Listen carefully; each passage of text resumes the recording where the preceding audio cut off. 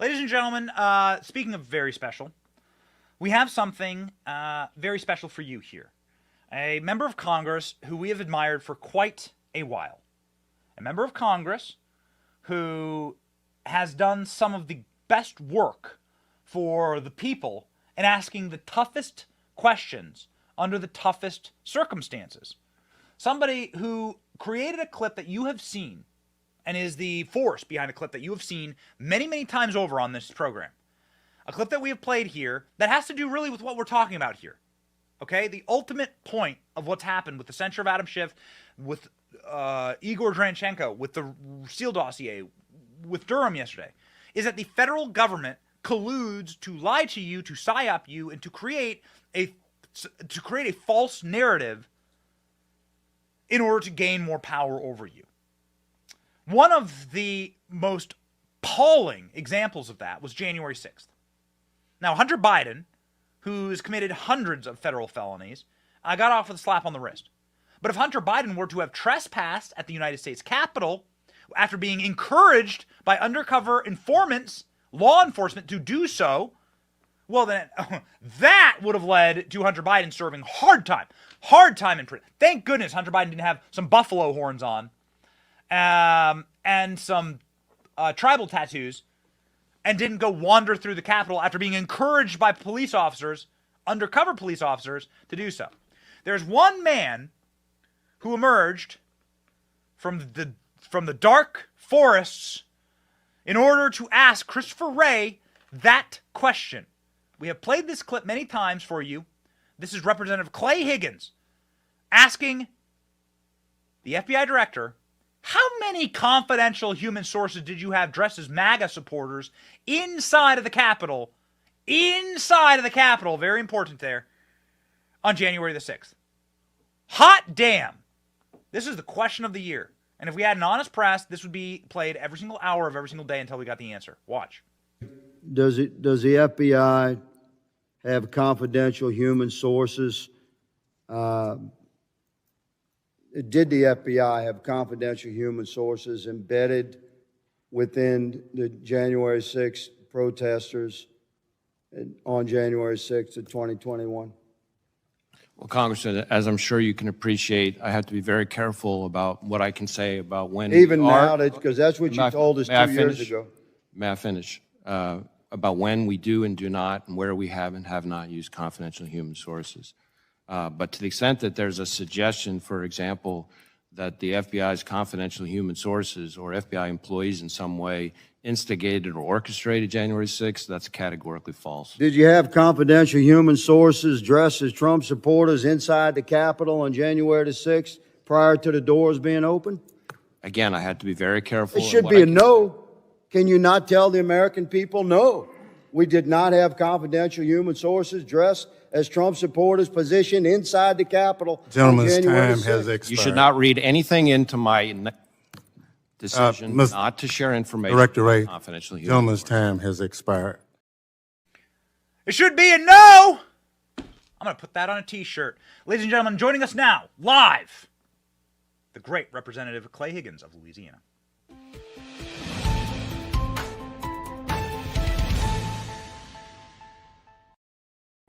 I need that on my coffee cup, Congressman. Should be a no. It really should have been. I mean, where did we get to the point, my brother, that America's premier federal law enforcement agency cannot reassure the Americans? Ladies and gentlemen, I'm sorry, Congressman. We've lost your audio. I'm reporting that we have lost your audio. I apologize here. Ladies and gentlemen, if you're watching, your phone did not go out, or this is a slight complication with the Congressman's audio currently, and we're going to work very, very hard to fix it. We're going to get the audio back up. We're going to get the audio back up for the Congressman, and we're going to bring him back here as soon as we do. Unfortunately, this is what happens when you're live and we had a small technical difficulty here. We want to bring the congressman back as soon as possible. We're going to work on getting this technically set up. I can see now that they're working on it. Are we good?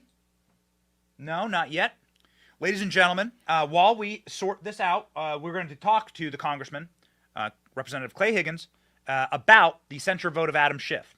Anna Paulina Luna was on Fox News yesterday talking about her successful censure of Adam Schiff. The congressman voted for it. This is what Anna Paulina Luna, who led the charge, had to say, and we'll be right back with the congressman. Here we go.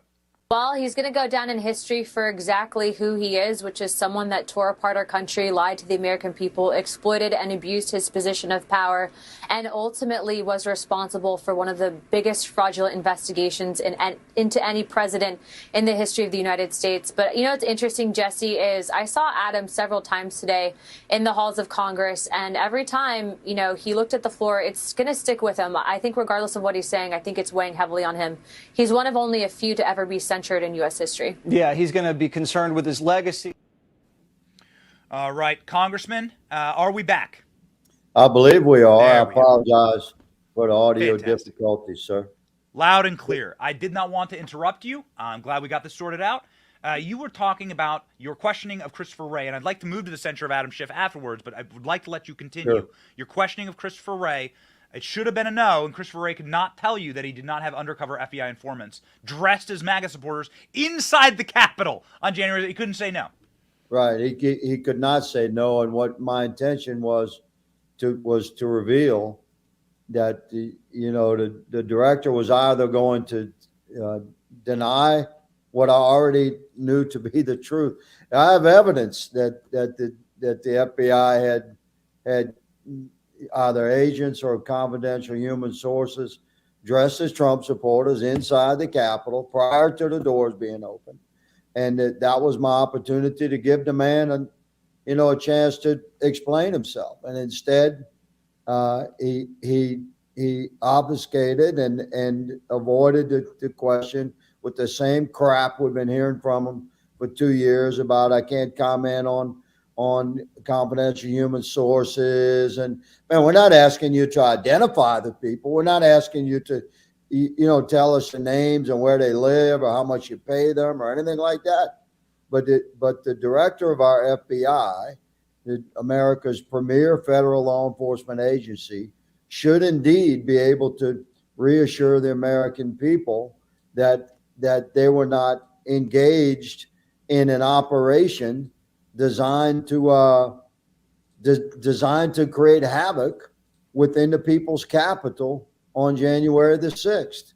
And I believe they absolutely were engaged in that. And I'm one of the ones pushing for the release, by the way, of all the J6 video. We got 60,000 hours of video from January 4th, 5th, and 6th.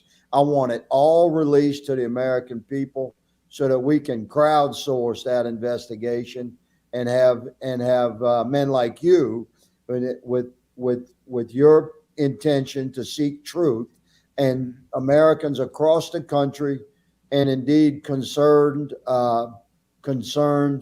men and women across the world look at these videos so that the truth can be fully revealed.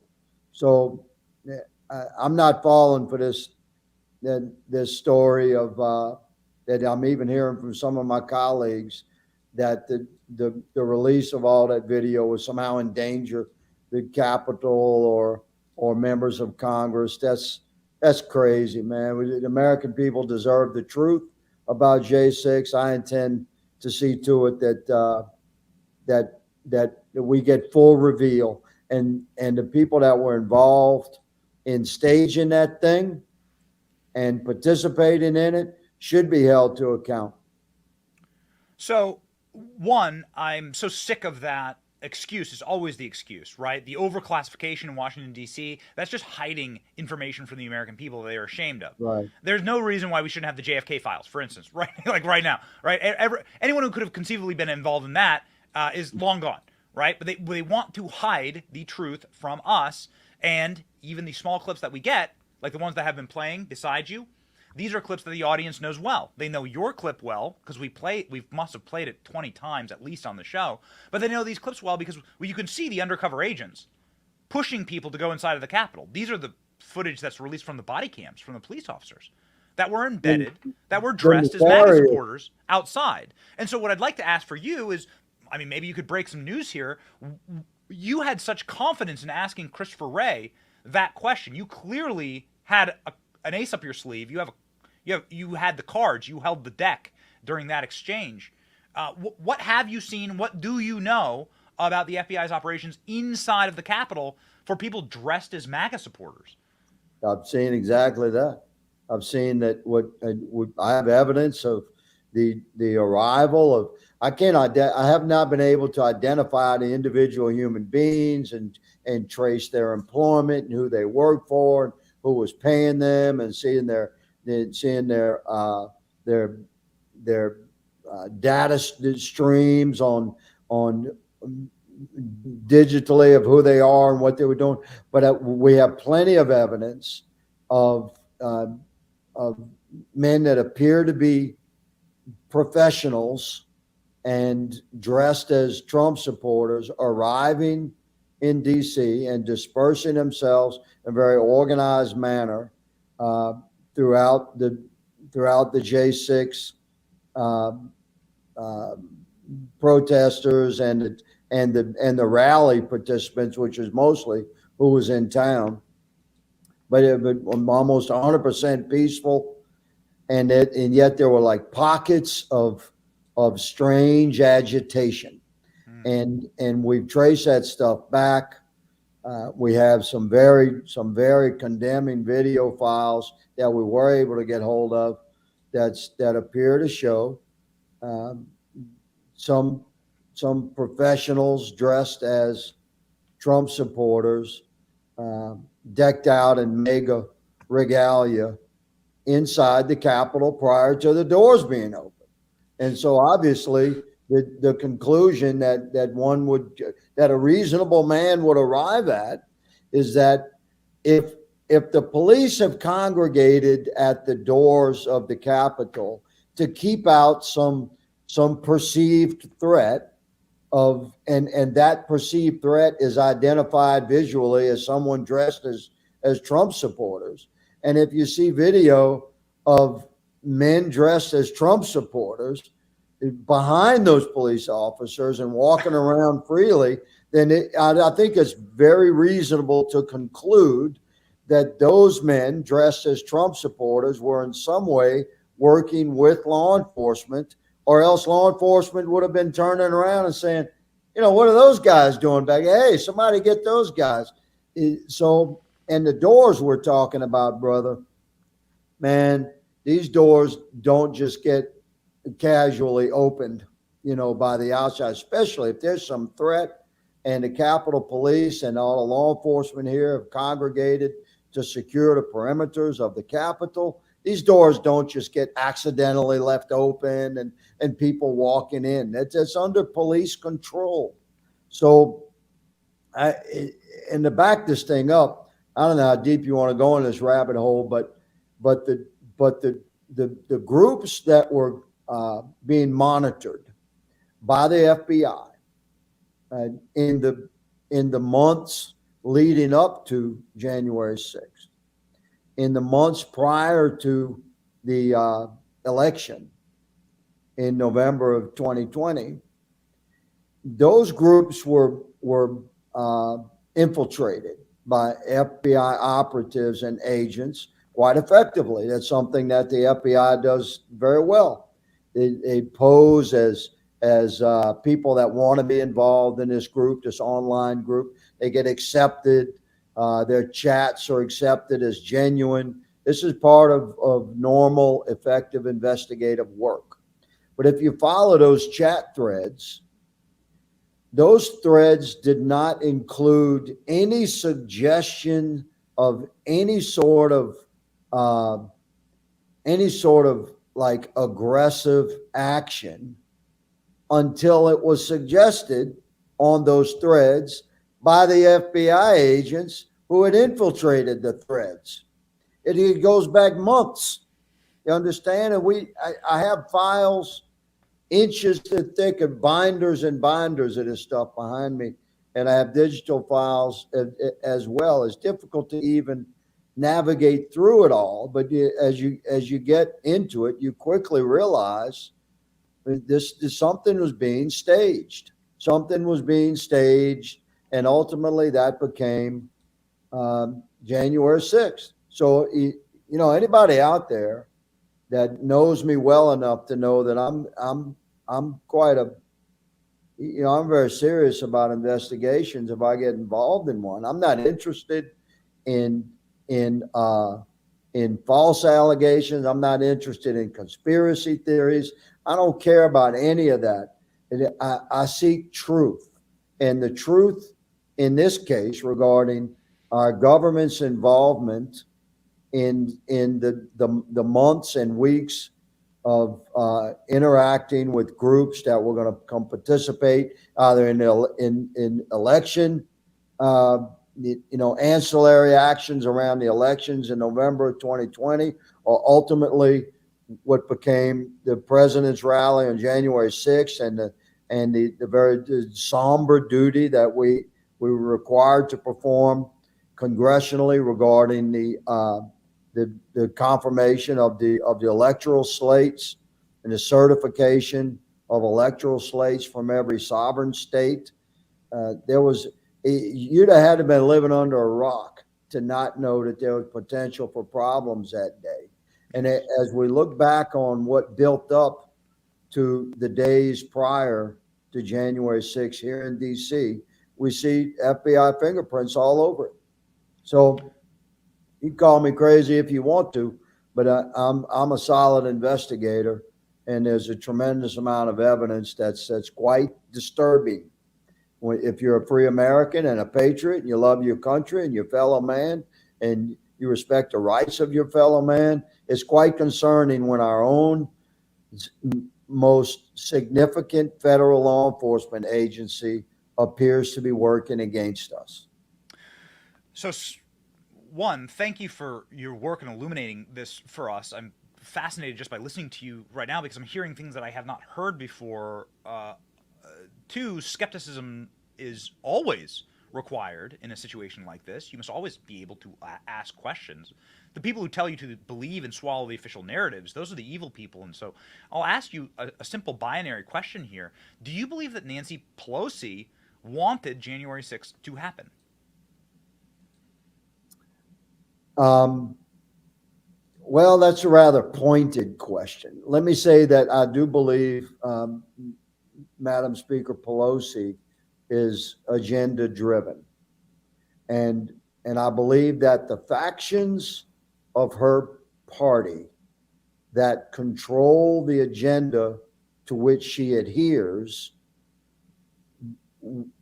put themselves in a position where it would be beneficial to the narrative that they were pushing in support of their agenda if Trump supporters could be portrayed as violent insurrectionists.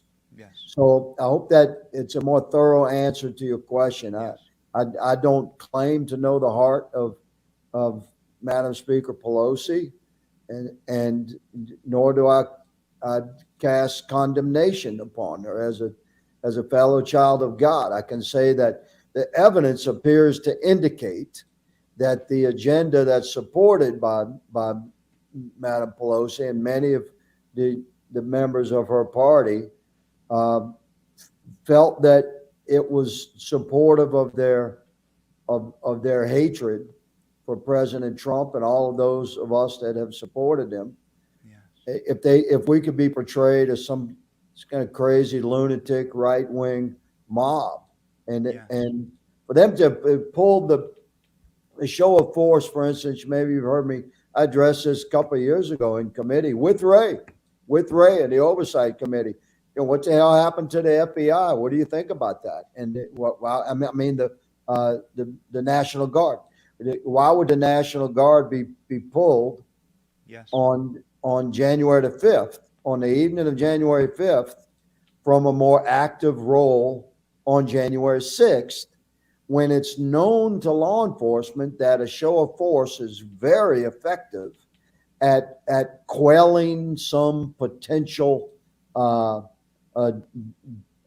criminal behavior or riotous behavior from a large group of people that have been incited, by whatever it is that's driving them, their anger with some significant, series of events usually leads up to something like that. But in law enforcement, we know that a show of force is incredibly effective as a mechanism to control and to quell potential violence. So one of the most visible shows of force that we had set up prior to January 6th was a much more visible and involved National Guard. Yes. The president had approved it. It had gone through chain of command. They were ready. And why was that stopped by the mayor of D.C.? And who could possibly benefit from that? So I think this all lends to consideration of your question, good sir, of who would benefit from disruption on January the 6th. Right. I lived in Washington, D.C., of course, defunding the police and BLM made me move my family to a safer place in the South, in Florida, place, relatively where you come from. And I'm very, very happy that I did that. But I saw National Guard staged in my neighborhood in Washington, D.C. Nobody was going to step to them. If there was National Guard at the Capitol, there would have been no January 6th. Just a couple of National Guard members at the Capitol. There would have been. Dude, those guys all decked out in tactical gear. You were not. Nobody's going to. You don't mess with those guys. No. And to have, I just don't think it fit. If you go, let's just say for the sake of argument, for your audience that maybe has doubts that the FBI had staged participants in the crowd there that were encouraging the entry into the Capitol. Let's just say, for the sake of argument, let's say that did happen for your viewers that have doubts. Well, the presence of the National Guard would have really interfered with that operation. Correct. Because that show of force doesn't, the National Guard presence stands out visually, strategically, tactically, as you're looking at the perimeter protection of the Capitol and the security forces that are deployed. National Guard troops and Army trucks and tactical gear really stand out. So it would have been far more difficult for adjutant operators that were working within the crowd there with a particular mission to encourage entry to the Capitol, or indeed even inside the Capitol, waving people in. Because let me tell you, it's not easy to walk around the Capitol if you don't know where you're going. It takes years, if even working here, to know how to get around some of these buildings. So you don't just wander into the door of the Capitol and know where the hell to go in order to get to the House chamber. You have to have someone lead you there, unless you really, really have been there for quite some time. I'm telling you. Ask anybody that has toured through here. You have to have a tour guide, or else where would your tour go? You'd be lost in minutes. So it makes perfect sense that if you have members of Trump supporters rally that have come to the Capitol and find that the doors open and they come in, well, how are they going to make it to the chamber unless someone leads them there? And who was there to lead them? Men dressed as Trump supporters. So the National Guard would have shut all that down. And who pulled the National Guard? Not President Trump. President Trump provided the National Guard properly through chain of command. But ultimately, that requires the official request of DC municipal government, working in coordination with the Speaker of the House. That's the way law enforcement works.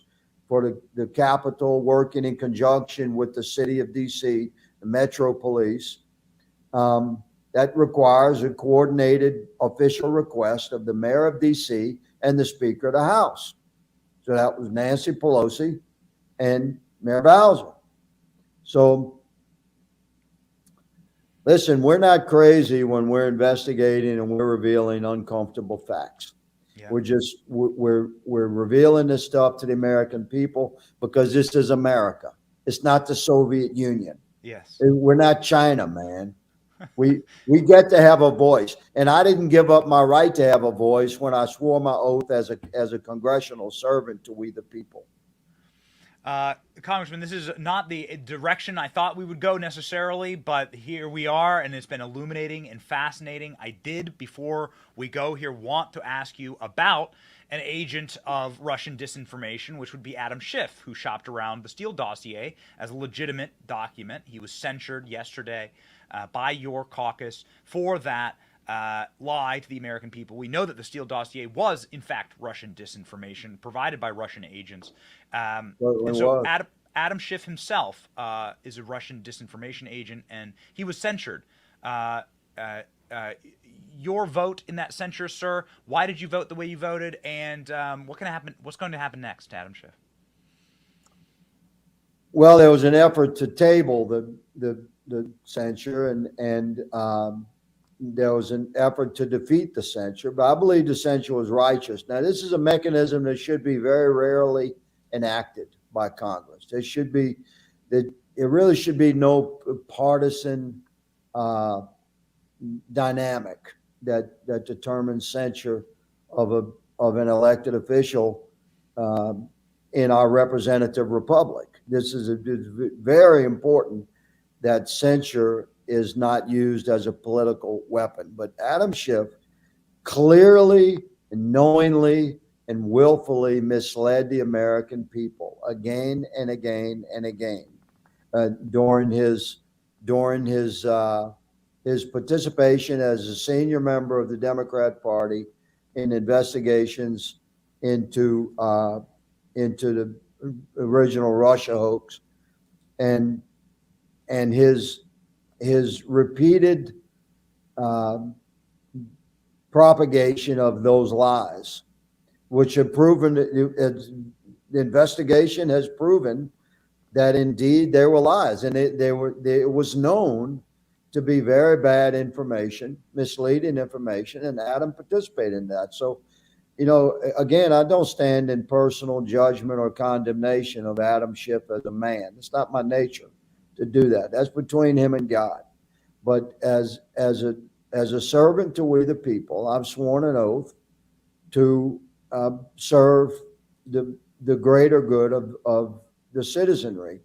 And so making a stand against something so egregious that a member of Congress would participate in something repeatedly and knowingly and willfully misleading the American people and lying to the American people, that required censure, and that's what happened. And brother, you should have seen how they acted. It was like 200 fifth graders over there. It pissed off at the coach or something. It was insane. I haven't seen that kind of childish behavior. And who was leading the chants? Standing in the front, Swalwell. I mean, you can't even make this stuff up. Kevin showed great patience. I'd have probably come over the podium with the gavel and the scepter. You understand? But Speaker McCarthy showed great composure, and the Democrats were. I never seen anything like it. Listen, we had to endure an unrighteous censure of a colleague. What was that? In 2022, it went after a Republican colleague and censured a Republican colleague unrighteously. We didn't behave like that because, the adults and congressional representatives should not conduct themselves in such a manner. I was there watching it, it was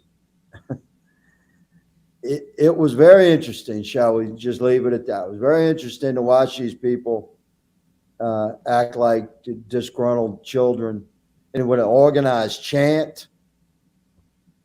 I mean, it was crazy. I half expected to look over and watch them passing around a joint or something.